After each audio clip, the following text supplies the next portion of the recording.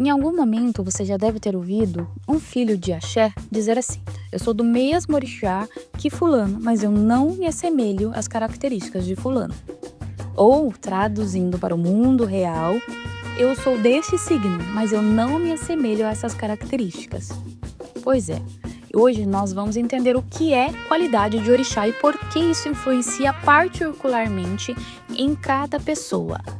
E esse é um ensinamento das minhas religiões de matriz Queto, dos meus mais velhos e estudos pessoais. Ou seja, você de outra nação, curioso ou iniciante dentro da religião, deve procurar o seu Babalorixá e Yarorixá para procurar entender os seus caminhos e cada nação e estudos diferentes que você vai encontrar pelo seu caminho, certo? Então vamos lá entender de forma prática e histórica. Primeiro ponto, prático. O que é uma qualidade? Ele é um outro orixá? Não. Ele é, na verdade, recortes das partes da vivência daquele orixá, certo? Então, qualidade é um jeito tradicional de falar dos mesmos caminhos que um orixá teve, seja ele novo ou mais velho. Então, não é outro orixá, não é uma versão melhor, não é um outro personagem. Ele é um recorte da história daquele orixá que muitas vezes vai impactar na vida do filho, porque ele tem um caminho específico dentro desse recorte. E por que isso existe historicamente? Porque a gente entende que na diáspora, as tradições que chegaram ao Brasil, elas vieram separadas por cidade, por povos, por vivências, ênfases diferentes. Então, o mesmo orixá podia ser celebrado com histórias destacadas aqui e ali, diferentes. Por essa razão que hoje nós temos as grandes 3 nações separadas e organizadas. Então, quando a gente pensa em um terreiro, é aí que entra a questão da religião, que a tradição vem e organiza todo o processo, certo? Então, quando a gente fala de estereótipos, rótulos, isso é algo muito complicado de se lidar no dia a dia e não deve ser usado. A tradição e fundamento é coisa séria. E é importante a gente entender aqui, por que isso precisa ser derrubado, esse pensamento estereotipado? Porque 2 pessoas podem ser do mesmo orixá e serem diferentes, porque a vida tem um enredo diferente, um destino diferente, um ori diferente. Lembra que em outros episódios nós entendemos a importância do cuidado de ori, como ele é influenciado e qual é o cuidado que se tem com esse ori, que é o bori. Então toda essa trajetória até esse momento vai explicar o porquê que nós, cada um, temos nossas particularidades. Segundo ponto, a gente precisa evitar a confusão dos termos. Tem muita lista na internet que mistura qualidades com títulos, com nome de cidades, apelidos, puxado de cantigas. E aí vira uma salada.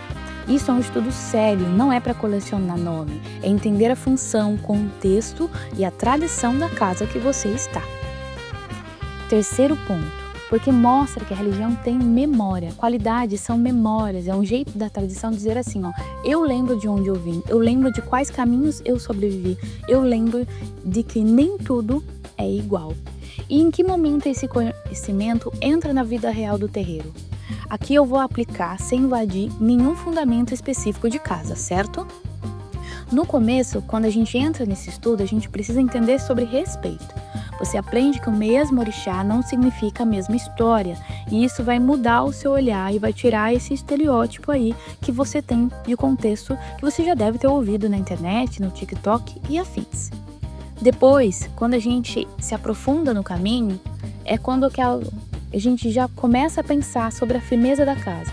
Esse assunto parece de uma forma mais concreta, porque a casa tem um fundamento próprio e preserva um jeito específico de cultuar, saudar e compreender aquele orixá.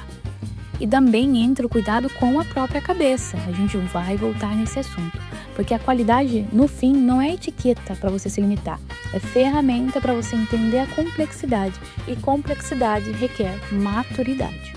Um exemplo didático que vai te ajudar a entender, que talvez você já deve estar ouvido aí de outras pessoas, por exemplo, o orixá Oxalá.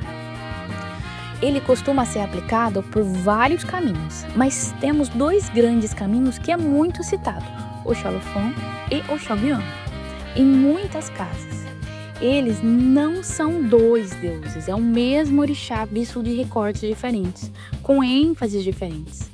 Ou seja, o Shogyan, na sua versão de Oxalá mais jovem, guerreiro, e o Xolofan, o Oxalá mais velho, que tem a responsabilidade do mundo sobre as costas. De uma forma bem simplista falando, ok?